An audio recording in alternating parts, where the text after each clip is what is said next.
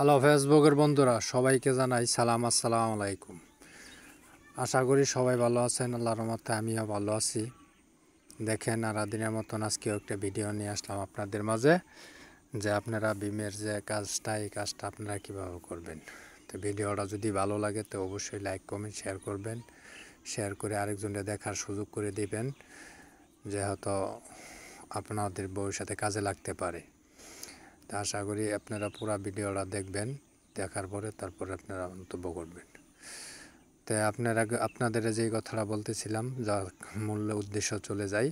আপনারা বিমের যে কাজটা করবেন কিভাবে করবেন, দেখা গেছে আপনার 10 ইঞ্চি ছাদ, 12 ইঞ্চি বিমটা দেখতেই পারছেন মাপে 12 ইঞ্চি আসছে ঝুলন্ত, আর 5 ইঞ্চি হইল আপনার ছাদ, তাহলে হইলো কিন্তু আপনার 17 ইঞ্চি। এখন অনেক মিস্ত্রি আছে হিমজিম খায়া যায় যে 12 ইঞ্চি বিম ঝুলছে এবং 5 ইঞ্চি ছাদ, এটা কীভাবে করব। পাশে দেখেন 10, ঠিক আছে। যার কারণে আপনার এটা কিভাবে চুরি ভাঙবো, এই কারণেই কিন্তু আপনার ভিডিও করে দেখাইতেছি, আপনারা দেখতেই পারছেন।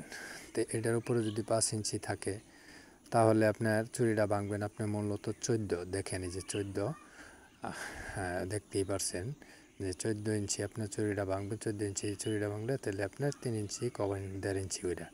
আর এই পাশে আছে আপনার 10 ইঞ্চি বিম। 10 ইঞ্চি বিম থাকলে তাহলে আপনার 7 ইঞ্চি চুরি ভাঙবেন, তাহলে আপনার 1.5 ইঞ্চি ওইটা কভারিংতে। যে কোনো ইঞ্জিনিয়ারের ডয়ারিং দিব তখন কিন্তু আপনার 1.5 ইঞ্চি কাভারিং রেখেই কিন্তু ডয়ারিংটা দিবে।